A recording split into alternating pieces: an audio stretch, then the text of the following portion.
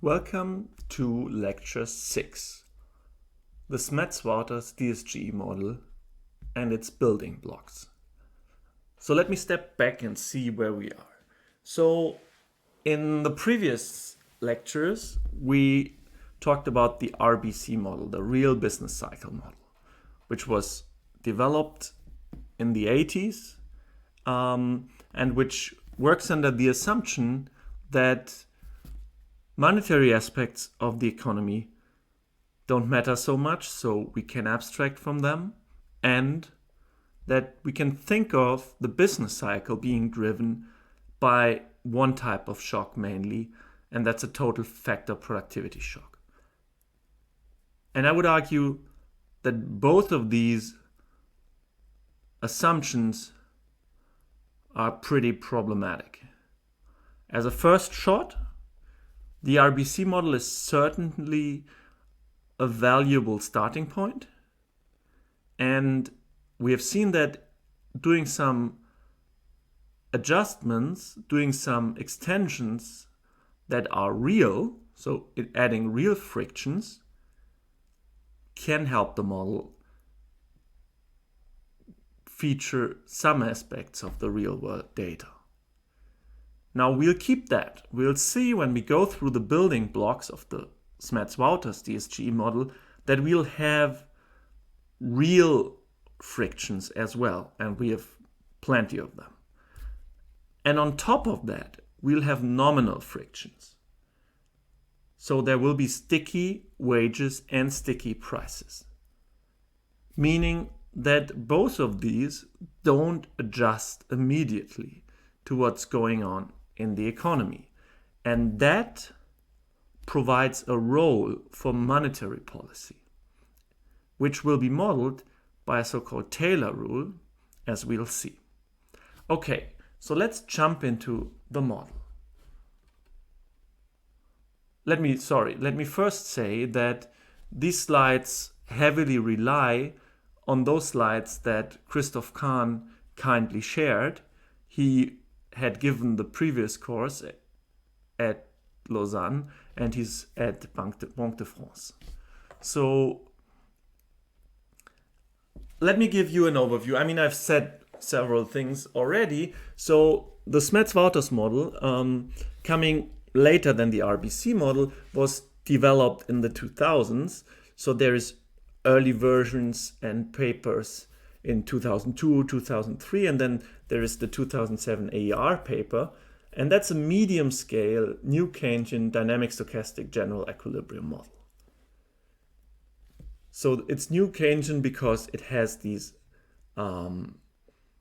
monetary aspects. In particular, it has sticky wages and prices. It's dynamic because it has an infinite horizon. It's stochastic because there are shocks. And it's general equilibrium because all prices are determined within the model. So there's a continuum of households. They supply household-specific labor, and they do so in monopolistic competition. And they set their wages, but in a sticky way. So we'll see that only at certain points in time, which are stochastic, they'll be able to reset the wages. And kind of similarly with firms, there's a continuum of intermediate goods firms. So they produce different intermediate goods, and they supply them in monopolistic competition, which means that while they each produce a very specific good that they themselves can produce in that very form, there is still competition because these goods, although they are slightly different, are substitutable. Not perfectly, though. So these firms set prices, and these prices are sticky in the same way. We'll call that Calvo stickiness, which means that with a certain probability, at each point in time, you have the chance to reset the price, as was the case with the wage. And then from these intermediate goods, final goods are produced by firms that are perfectly competitive, and these use the intermediate goods as input. Then on the side of the real frictions, we have habit formation. It's not really a friction, I should say. That one is kind of a specific type of utility function, as we'll see. Then there is a real friction, namely adjustment cost to investment and variable capital utilization. And then the monetary authority, the central bank, if you think of it like that, follows a Taylor rule. And there are many shocks. Okay, so this is an illustration of the model. So as I said, these households, they provide different types of labor.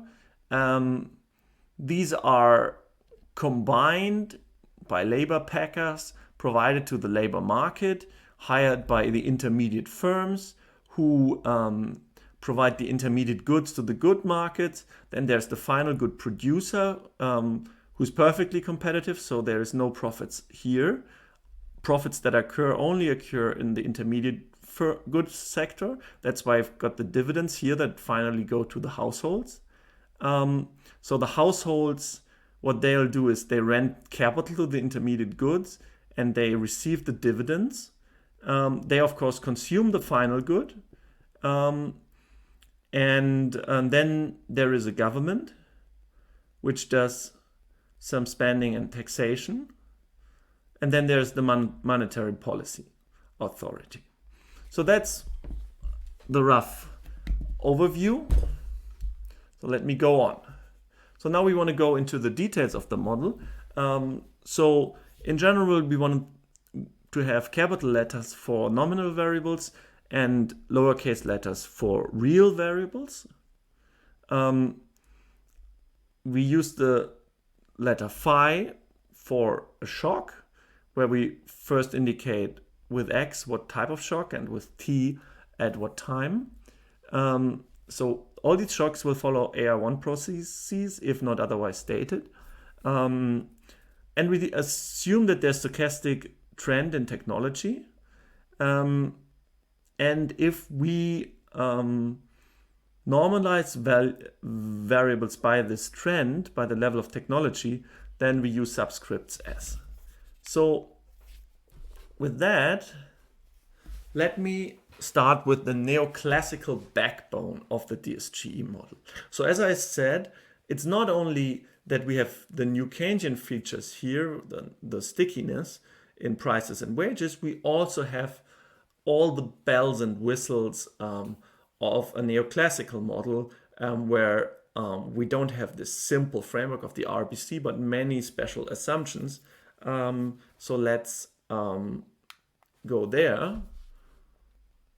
So as I said, and that's a structure that is very important to understand, is that there is a final good, YT, which is produced from intermediate goods. So there's all these intermediate goods. There's the continuum of intermediate goods indexed by F. So if you want to think of that as the different firms, so you integrate over these firms, they all produce at a certain point in time an amount of the intermediate good. And then the final good is produced by the perfectly competitively operating final goods firm from these intermediate goods using this production function. And in this production function, you see that these intermediate goods are not perfect substitutes for each other. So therefore, the theta p is the price elasticity of demand for intermediate good F. So as these goods are not perfect substitutes for each other, it's clear that as the price changes of these goods, the demand will not jump, but it will change. So at a higher price, the final goods firm will demand less of that good. So that's a trade-off that the intermediate goods firm faces. And if you do the math, you get the demand for the intermediate good as being proportional to the final good output and to the price of the intermediate good to the minus theta. So at a higher price, as I said, the demand will be lower.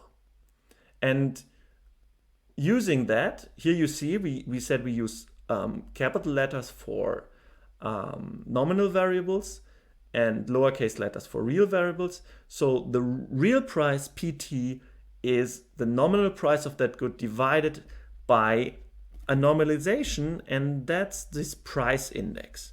So that's an index reflecting the nominal prices of all goods. It's kind of an average price weighted in the right way, so that everything works out nicely.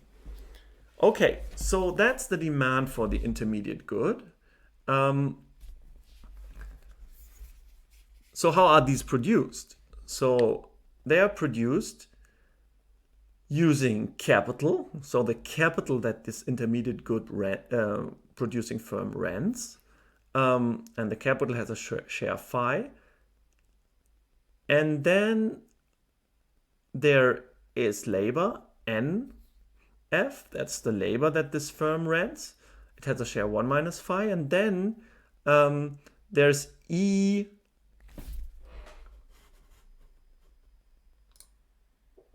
theta, which is the TFP process. So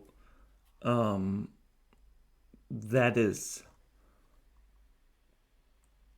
reflecting the growth trend.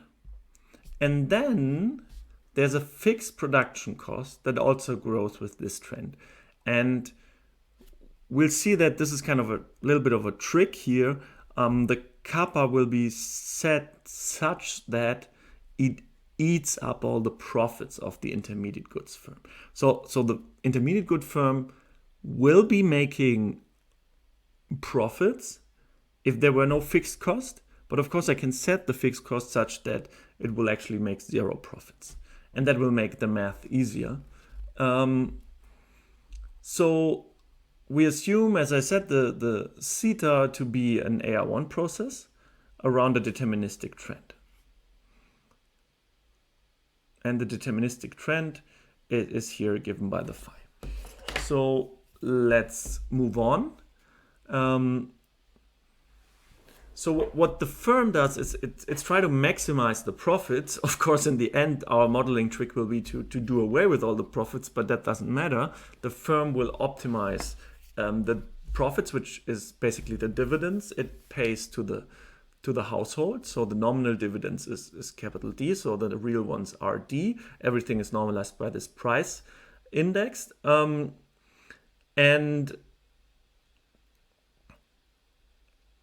And you can figure out that the dividends are given by this expression, and you can see that they are proportional to output Y. And of course, they're also depending on the price, on the relative price. So here, that's just the relative price. I won't say too much because you will be asked to derive what we see on this slide. Let me just say, well, why does it not depend on F? Well, everything is symmetric with respect to these intermediate firms, so there's no reason why this should depend on F in equilibrium. So yeah, and what we find is that we can express the real price of F as the markup, which is this function of the elasticity parameter, times the real marginal cost S.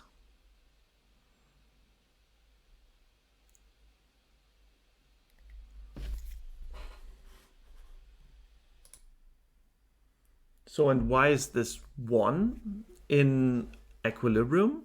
Well, that's by our definition of the price index. If all the prices are the same, then our price index will tell us that dividing one of these prices by the index is equal to 1.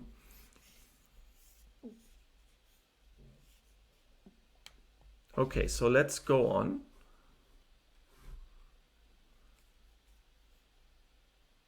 Then, of course, we can turn to cost minimization. So on the previous slide, we did dividend maximization. Now we do cost minimization, which gives us the wage and the rental rate that these firms pay.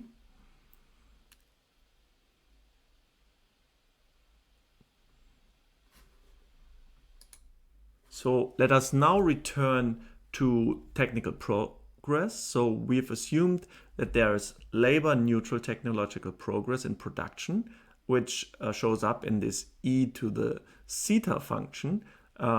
We've told you what the zeta looks like. That's given by this process. But given that we have this trend, all the variables that inherit the growth trend, for example, output, capital, or the wage, must be normalized prior to log linearizing the model. So if you're solving the model, you always want something that is stationary. You don't want anything to grow, and the usual way to achieve that is to normalize by the growth trend. And as output, capital, and the wage grow by this growth trend, we can do the normalization. We denote the variables that are normalized with this index S, and things are fine. And of course, we have to adapt the first order conditions and the equilibrium conditions accordingly. Okay, so as I said, the parameter kappa, this fixed cost that these intermediate firms face, is set in a way such that the steady state aggregate profits are 0. And of course, I can always do that from the expression for the optimal profits of these intermediate firms. And the nice thing of doing this, that now in spite of the monopolistic competition, I get 1 minus phi as the labor share in production. And that's very nice to get log linearized equations that look nice. So let's turn to the household. As we said, it's infinitely lived. It has a continuum of members, and each of the members is specialized in a particular type of labor, and he has monopoly power and supply of this particular labor type. So you can think of that as the family, including like a butcher, a teacher, a policeman, but a very particular one, and that's kind of the stretch of the model. So there is not several butchers in the family or in different families. There might be several types of butchers, and they're imperfect substitutes. And the representative household's utility function is given by the following form. So first we have the utility from consumption, and there you realize that it's so the per period consumption of period t, if you want, also in somehow depends on last period's consumption. So you take this period's consumption, subtract eta times last period's consumption, so eta being smaller than 1. So what you really get utility from is just increasing your consumption above kind of a reference value, which is a certain fraction of last period's consumption. So that captures the notion that you get used to consuming at certain levels, and you don't get much of a boost from consumption. I think of this as a kind of an addiction view of consumption. If you consume a lot, you have to get more and more, so you have to get more and larger shots of your drug. So so that's the habit formation, as it's called. Then there is, of course, the second part, which is the disutility from work. And here we have to aggregate over all the types of labor that we have in the family. And then we have several parameters here. Psi is the inverse of the Frisch elasticity of labor supply. So suppose xi were 0, then this would be linear in n, but the inverse is infinity, so then we have perfectly elastic labor supply. Then the omega is a scale parameter, just telling us how important is this utility from work relative to utility from consumption. And it will control, of course, the steady state value of hours supplied. And then we have a shock. I mean, we will see all these shocks turning up in these functions because in these rich DSGE models, we need a lot of shocks because we want to match many dimensions of the data.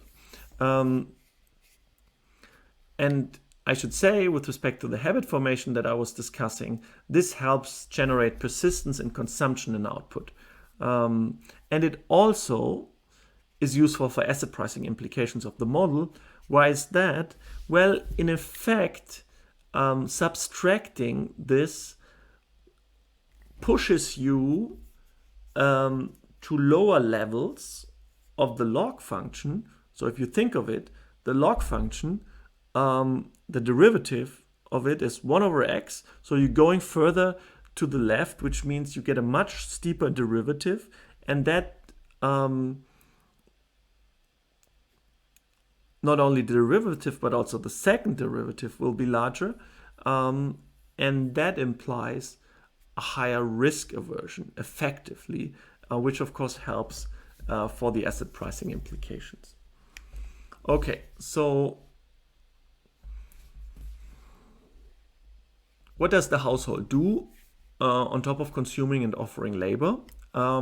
It invests I units of the final goods to accumulate physical capital, so I is investment. Then, that's also something new, the household selects the utilization rate of capital, VT. We'll see how that works.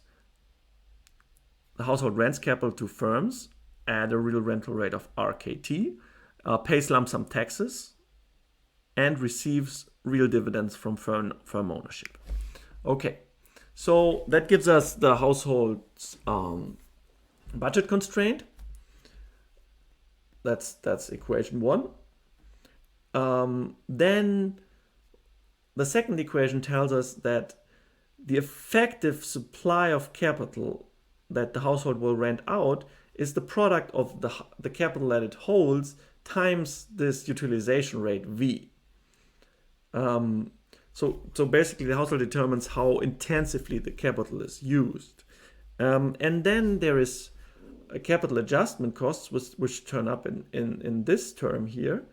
And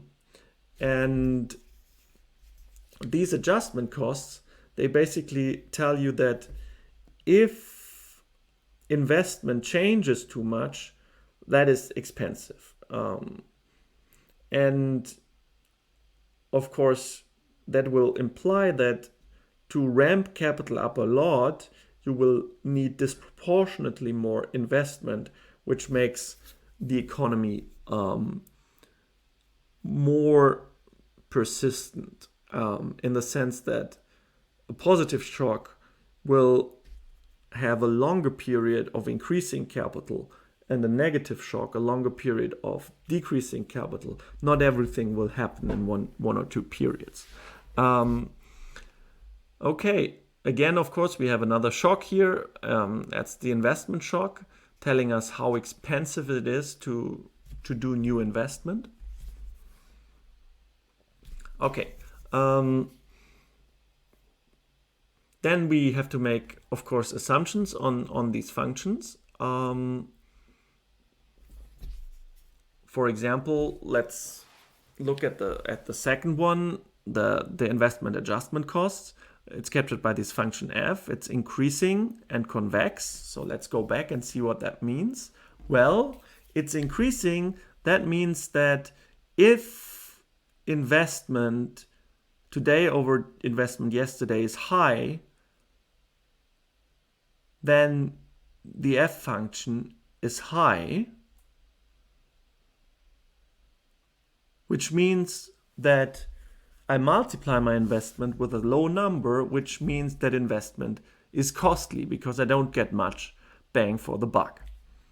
And it's convex. That means that this effect becomes even stronger as I increase investment more.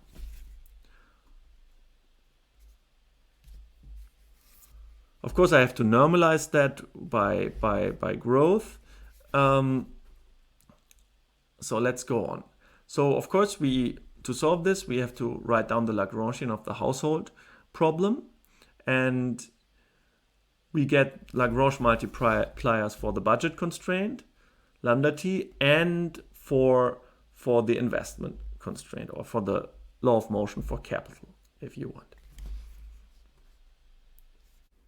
Okay, so what we have here is what we get from differentiating the Lagrangian. So the first term gives me the marginal utility of consumption today. From habit formation, of course, we have this second term here, because my choice of consumption today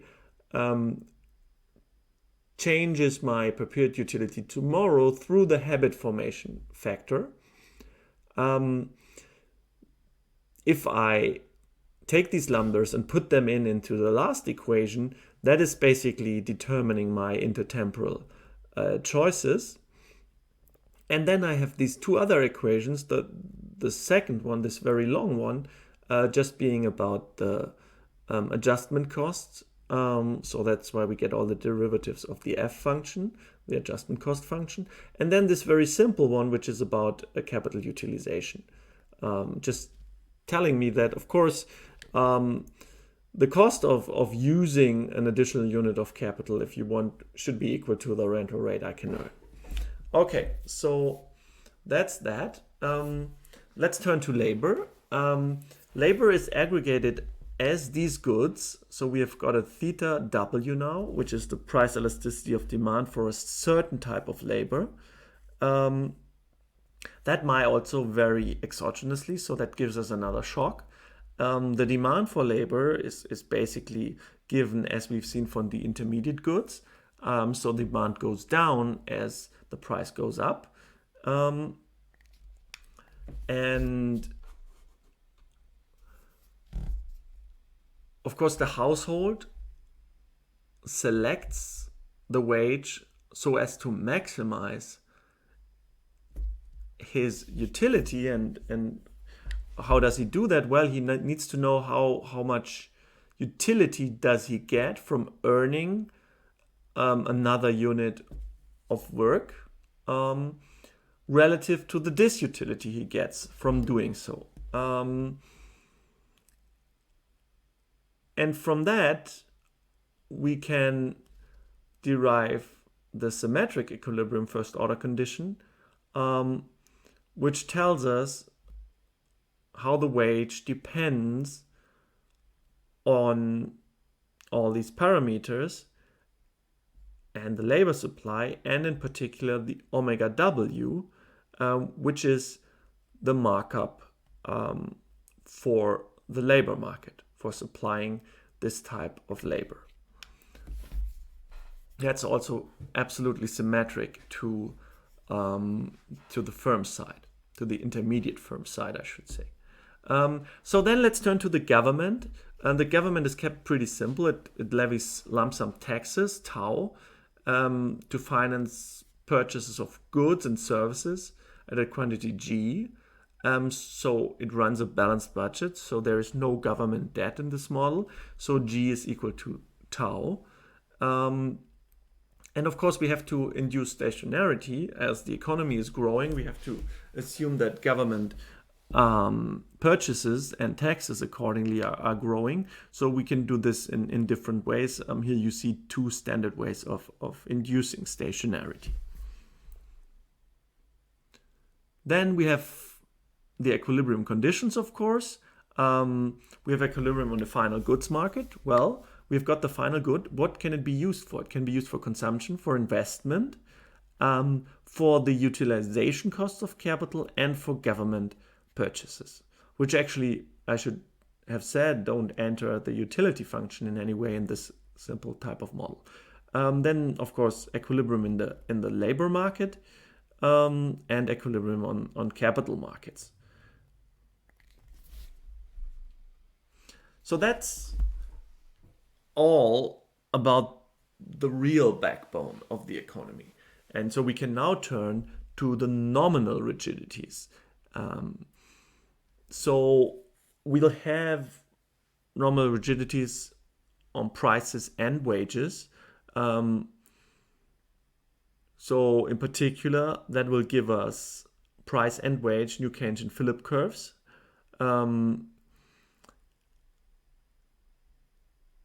And after introducing those, we'll complete the model with a monetary policy rule. Okay, so let's start with the wages. So the nominal wages are set by unions, and for each type of specialized worker, there will be one union, and this union will supply the specialized labor to labor market intermediaries who will pack the labor of the different unions or the different types of workers, if you want, into an aggregate labor index NT. And so they'll aggregate this as we've seen, and then they will rent it out to the firms. And so these intermediaries will make no profits, as the final good producers will make no profits. So there's perfect symmetry between the structure on the labor side and on the product side. Okay, so that brings us to the formula for the supply of or demand of labor of a certain type H, which of course is falling in the wage, where we have again defined this wage index in this very same way as we've defined the price index before. And now come the stickiness. We assume that at each point in time, a given union, and remember, a union stands for a specific type of labor, can set a new wage with a certain probability 1 minus alpha W. So in any other period, the wage will stay the same. But if the union has the chance to set the wage, it can change the wage however it wants, and the wage remains fixed until the next time where the utility has the chance to reset the wage. And of course, the union will set the wage in a way that gets the right trade-off between being too high and reducing the demand too much, and being too low and not giving you enough wage. But then there's a more complex consideration, because you now have to think about, how will the optimal wage be in the next periods, and when will I be able to reset it? And then, because there's growth and other things in the economy, one thing that I just said is not quite true. If the union cannot reset the wage, then it won't stay constant, but it will evolve according to this equation, which takes into account several factors like productivity growth, but also inflation and inflation target, and so on and so forth. So for later reference, what we'll do here is we'll say, well, define this delta here, and that delta will be the product of all these terms that we have here. So that means it tells us how the wage has evolved over several periods, from T to capital T. Okay, so now, as I said, the problem of the union is that it has to set the wage in a way that optimizes the long run utility of the workers it represents. So it has to take care of future periods, but it doesn't discount it by beta, but by beta times alpha w, because it only has to take care of future periods in as far as it doesn't have the chance to reset the wage in these periods. For periods where the union will be able to reset the wage, it doesn't have to care for them now because it will be able to be set any wage that it wants at that point. So that's why you just can think of this as resetting the wage forever, but just discounting in a different way. Okay, so we can now derive the first order conditions, and what we can see now is that what you want to achieve by setting the W star is to be close to future wage markups in some sense. So you want to do the right weighting of these terms, but then in expectation you want to get this to 0. And so let's move on to the producer side. We've seen that the final goods firms aggregate the intermediate goods, that the aggregate price level obeys this rule. That's just the definition of the aggregate price level if you take the exponent to the other side. And we have already seen how the demand of the intermediate good looks like, of course, falling in the price. Now we make the exact same assumption about setting prices on the intermediate good side as we've done on the wage side, namely that with probability 1 minus alpha p, of course it might be a different alpha now, the intermediate firm of a specific good can change the price. And if it doesn't, the price just evolves to this given equation, which makes the price just a function of last period's price, of the inflation target, and of actual inflation. And of course, we again use the delta to take account of the evolution of prices as long as there are no price changes made by the intermediate firm. That's just the product of these terms that we have in the price evolution. And with that, we can of course write down the optimization problem of the firm, where we can see, well, of course, we have to take the price that the firm earns for its products times the amount it produces. So that's the revenue minus the cost, and the cost is given by the amount produced again, and now by the marginal cost S at this point in time. Now, the first order condition for that will tell us that the optimal reset price, PT, is chosen to drive an expected and discounted sum of marginal revenues to 0, in the sense that you would want to charge exactly this markup over the price, and in expectation with the right weights of future periods, you will do that. So remember that in the setup without nominal frictions, we just had that if you integrate over the intermediate goods, you get the YT without the delta here. But now that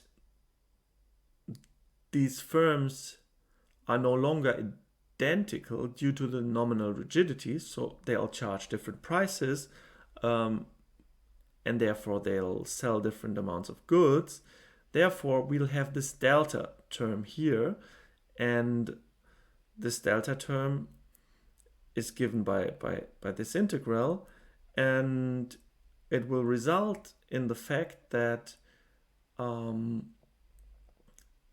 itself being greater than 1, that aggregate output is smaller, as it were if all the intermediate goods would be produced and used in the same quantity. Okay, but so that that would be kind of an interesting channel here, but it turns out that this price dispersion, so the fact that these firms are charging different prices, will not play a role in the log linearized version of the model. Because in the deterministic steady state, we have the delta equal to 1. And also we have the delta t being given by this equation.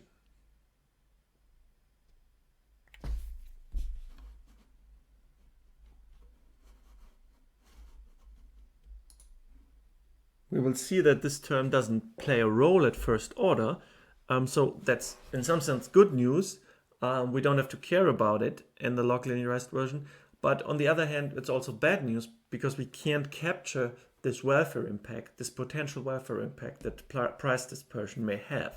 So for example, if you think about a model where price dispersion goes up because there's a lot of turbulence, or there is a monetary rule that produces a lot of dynamics in the price setting behavior, then the model cannot capture the welfare loss due to the price dispersion generated.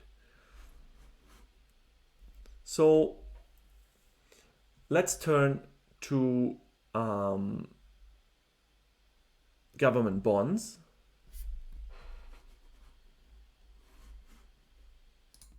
So now you might be confused because I told you earlier there's no government debt in this model. So yes, in aggregate there will be no debt. So the supply, the aggregate supply of these bonds will be equal to 0. But still, we can think of these agents as trading these bonds and as there being an Euler equation, as we'll see, that the price of these bonds will satisfy. So these bonds will be one-period bonds. So you buy them at t at a price 1 over RT times e to the phi bt, and then you get €1 next period. So the RT is the nominal interest rate that will be set by the central bank, as we'll see, and the phi bt is a financial market shock. So that's the so-called risk premium shock in Smets-Wouters. And this shock has become central to accounting for the very low levels of the natural interest rate as of late. So the first order condition for this government bond would simply be like that, of course. So what's the marginal gain of not buying the bond? Well, that's on the left-hand side. What's the marginal gain of buying the bond? Well, you discount the future, take the expectation, take the marginal utility tomorrow, and then, of course, take the return, which is nominal, divide by inflation, giving you the real return, and then adding this shock that we have. So that's the simple Euler equation for investing in the bond.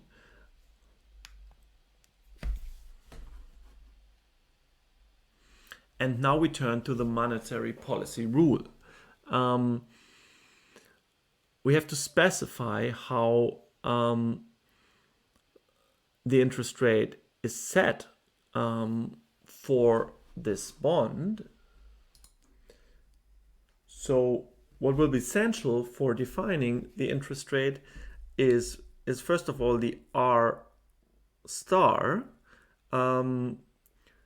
which is a target rate for the interest rate. So that's a target for the central bank, for example, 2% in the European Union, in particular after the recent change in strategy. Before it was kind of below but close to 2%, now it's really 2%. But anyway, so we've got this target R star. We express everything in terms of head variables, where the head is just taking the RT over its steady state value, and then we'll take the log of that. So the target R star head is given by the sum of two terms, and these are measures of inflationary pressure and activity gap with certain weights, AP and AX. So the target rate is on average in the model will be 0, actually, not 2% as in the ECB, but it will change depending on what the inflationary pressures are, and of course we have to specify that later in detail, and what kind of the activity gap is, whether we think that activity is low relative to potential. And so that gives us the R star, and the actual R that the central bank will set is given by last period's value multiplied with some persistence rho plus 1 minus rho times this target rate, and then there is some monetary shock. We'll often be interested when we'll analyze these models about the impulse response to this type of monetary shock. But that's the rule. And now we have to think about how we want to implement this in a model, how we kind of connect this to real-world monetary policy. And it really depends on what we want this rule to do. Should it have good empirical properties? So do we really want to do forecasting? Then the relevant question is, does the specification help to improve the model's fit? Or should it be more about the normative content? Are we interested in the question whether it's a good monetary rule? And then we should think about objects like the welfare-based output gap. Maybe if we wouldn't linearize the model, we could also be interested in the price dispersion, as we've discussed. But that's a very different approach. So we really want to be sure what we want to do with the model. So what we do now is more related to the first point, thinking about a specific example and the practical constraints and policy requirements that shape a specification. So in the euro area, each national bank produces forecasts twice a year based on very tight technical assumptions. And for the other 2 quarters, the ECB does the forecast itself using similar constraints. That's kind of a strange kind of splitting of labor between the ECB and the national central banks, but that's how it is. And what this is mainly supposed to do is to use the forecast from this model to assess the stance of monetary policy, whether it's hawkish or dovish, whether it's very aggressive or very moderate. But the problem is, at the time these forecasts are made, not all the variables are available. So in general, we only have the year-on-year growth rate of output and the year-on-year inflation rate. And what we want to do is to feed these forecasts into a Taylor rule, which is then one of the estimation outcomes of the DSGE model. So we want to use a Bayesian approach, and that will give us a full posterior distribution for parameters, AP, AX, and rho. So that's the parameters of the model, how much the Taylor rule that we estimate, how much value it puts on inflation pressure, how much on output gap, and how much persistences have. And then, of course, the Bayesian framework will give us also an assessment of the uncertainty surrounding the diagnostics. So what they're doing is then using the following specification, where our measure of inflation pressures will be just this year on year. So as we have a quarterly frequency, the year on year change will be PT over PT minus 4, and the same for output. We use these measures to define our target interest rate. And that's it. What we've done today is to develop the Smets-Wouters medium-scale new Keynesian DSGE model.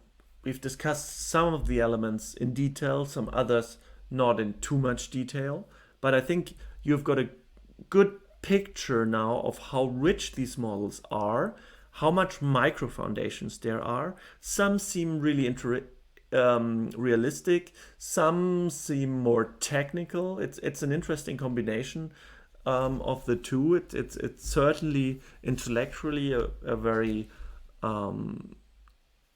very interesting building or architecture, I should say. And so we've seen that there is a rich set of real elements like the capital utilization, the adjustment costs, the habit and the preferences, and there's nominal frictions, sticky wages, sticky prices, and then there's the Taylor rule. So it's a really rich model, also with many shocks. And in the next lecture, we'll talk about how to solve and estimate this complex model using Dynar, and we'll see that you can do a lot with this big model, and that's why these models are used a lot in central banks. Of course, there are also many drawbacks of these models that are also discussed, even more so in recent years. So, for example, one aspect is that the assumptions about the fiscal side of things, how government reacts, are a little bit hidden in the model and often not made so explicit, but they are there.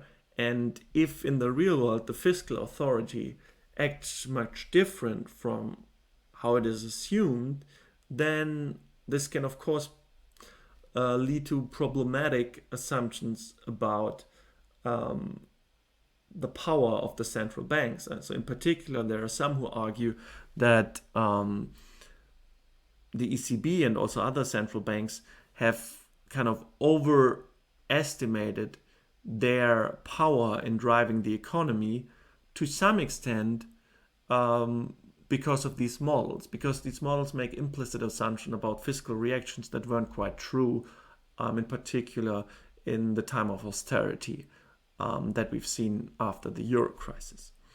Okay, having said that, I'm looking forward to the next lecture. Thanks for listening.